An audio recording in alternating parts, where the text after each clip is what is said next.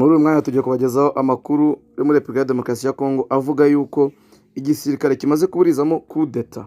Umuvugizi wa gisirikare cya Repubulika ya Demokarasi ya Kongo amaze kubitangaza kuri televiziyo y'igihugu avuga ko igisirikare cya Repubulika ya Demokarasi ya Kongo kiburijemo kudeta yari yateguwe n'abantu batandukanye, hakaba harimo abishwe abandi bagafatwa.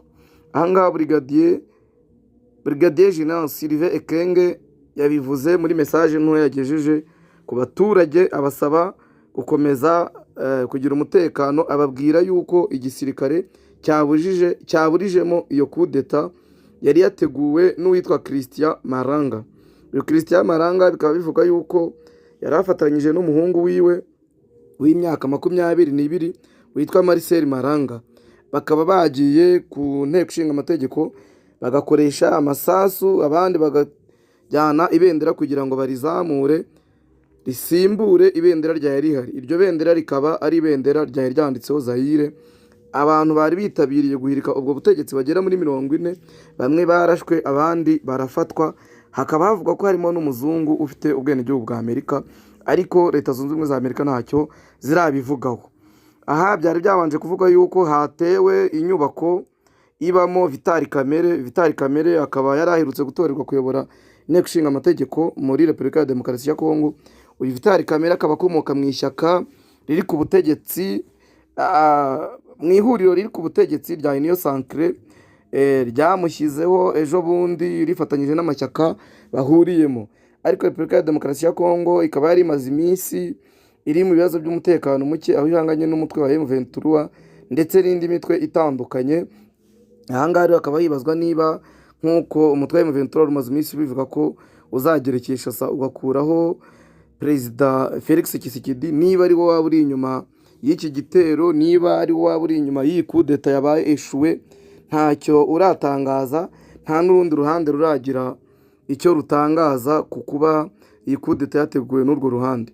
Ariko umuvugizi w'igisirikare cya Kongo General de Brigade Sylvain Ekenge we mu byo amaze kuvuga kuri televiziyo y'igihugu ntiyigeze avuga mu by'ukuri abantu baba bateye iyi kudeta niba hari itsinda bibumbiyemo.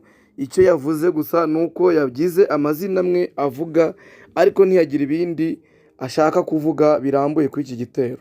Iki gitero rero kibaye nyuma y'uko ingabo za FARDC zatswe intwaro mu bice byinshi bitandukanye, aho zahanganaga n'umutwe wa M23. Abakurikiranira ibintu hafi byo muri Kongo byerekeranye n'umutekano bakaba bavuga yuko isaha ku isaha igisirikare cya Kongo gishobora gutera kudeta Felix Tshisekedi, kubera yuko babona ko yananiwe kugarura umutekano muri Repubulika ya Demokarasi ya Kongo. Ariko hakaba hari n'ibindi bibazo byamunaniye gukemura, birimo ibibazo bigendanye n'ubukungu, ibibazo by'ububanyi n'amahanga ndetse n'ibibazo by'abanyekongo bavuga ururimi rw'ikinyarwanda. Iyi kudeta rero ibaye eshuwe nyuma y'igihe kinini abatavuga rumwe n'ubutegetsi bwa Kongo bakoze itsinda ryitwa AFC riyobowe na Colonel Nanga ndetse n'abandi bagahurira mu yindi mitwe yitwaje intwaro igamije guhirika ubutegetsi bwa Felix Tshisekedi. Aha rero iyi kudeta ibaye eshuwe, nta mutwe n'umwe uratangaza icya bibateye cyangwa niba yari yateguwe mu by'ukuri koko, nk'uko abantu benshi bareba bakavuga ngo byaba bimeze nk'imwe byabaye mu Burundi 2015, aho inzego zishinzwe iperereza ziteguriye kudeta zigamije kugira ngo zigire abantu zita muri yombi, ariko bikarangira iyo kudeta itabaye. N'aba bazungu bafashwe banagaragajwe, nta gihugu na kimwe cyari cyatangaza niba ari abenegihugu bacyo. Ariko mu masaha uko agenda akurikirana turaza kubagezaho amakuru nyayo y'impamo mu byerekeranye n'iki gitero cyatewe i Kinshasa. Turabasaba rero gukomeza kudukurikira no gukora subscribe kugira ngo amakuru yacu abashe kubageraho mu buryo bworoshye. Murakoze.